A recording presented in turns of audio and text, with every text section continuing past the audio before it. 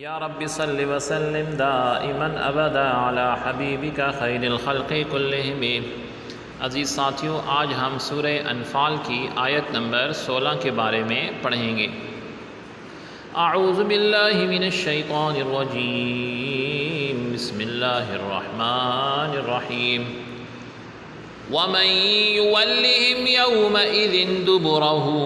إِلَّا مُتَحَرِّفًا لِقِتَالٍ أَوْ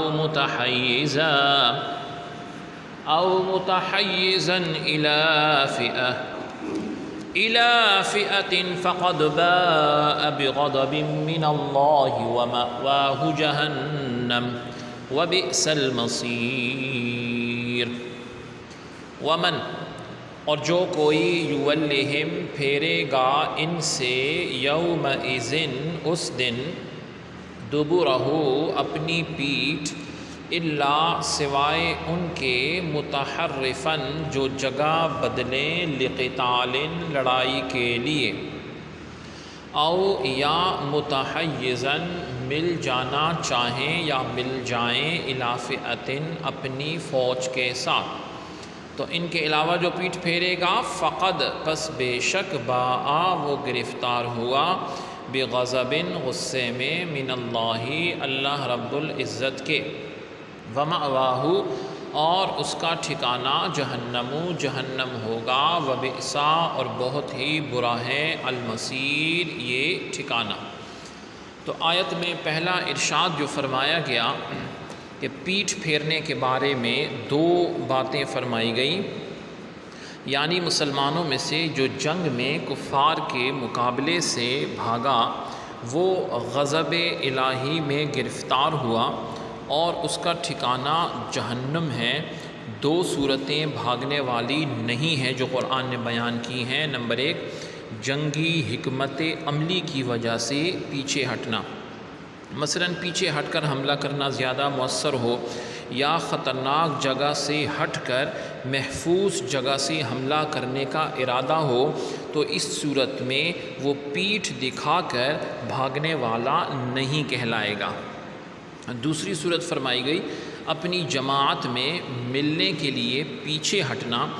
مثلاً مسلمان فوجیوں کا کوئی فرد یا گروہ مرکزی جماعت سے بچھڑ گیا اور وہ اپنے بچاؤ کے لیے پسپا ہو کر، یعنی شکست دکھاتے ہوئے مرکزی جماعت سے جا ملتا ہے، تو یہ بھی بھاگنے والوں میں شمار نہیں ہوگا۔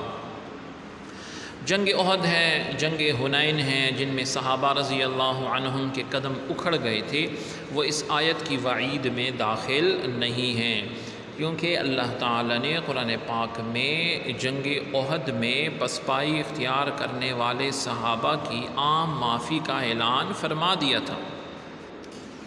جیسا کہ سورہ آل عمران کی آیت نمبر 155 میں ارشاد ہے، ان الذین تولوا منکم یوم التقى الجمعان انما استزلهم الشیطان ببعض ما کسبوا وَلَقَدْ عَفَا اللَّهُ عَنْهُمْ، کہ بے شک تم میں سے وہ لوگ جو اس دن بھاگ گئے جس دن دونوں فوجوں کا مقابلہ ہوا، انہیں شیطان نے ہی ان کے بعض اعمال کی وجہ سے لغزش میں، غلطی میں مبتلا کیا، اور بے شک اللہ تعالی نے انہیں معاف فرما دیا ہے۔ یوں ہی جنگ حنین میں جن صحابہ رضی اللہ عنہم نے ایسے ابتداءً پسپائی اختیار کی، ان کے مومن ہونے کی گواہی خود قرآن میں موجود ہے۔ اللہ تعالیٰ نے ان کے قدم جمائے، ان پر اپنا سکینہ، اطمینان نازل فرمایا۔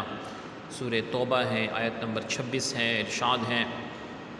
ثم انزل اللہ سکینتہ علی رسولہ وعلی المؤمنین وانزل جنودا لم تروہا، پھر اللہ رب العزت نے اپنے رسول پر اور اہل ایمان پر اپنی تسکین نازل فرمائی، اور اس نے فرشتوں کے ایسے لشکر اتارے جو تمہیں دکھائی نہیں دیتے تھے۔ جو اس طرح کے واقعات کو لے کر صحابہ رضی اللہ عنہم کی شان میں گستاخی کرتے ہیں، ان کے لیے ایک بہت بڑا سبق ہے، ان کی دلیل جو ہے بیان فرما دی گئی۔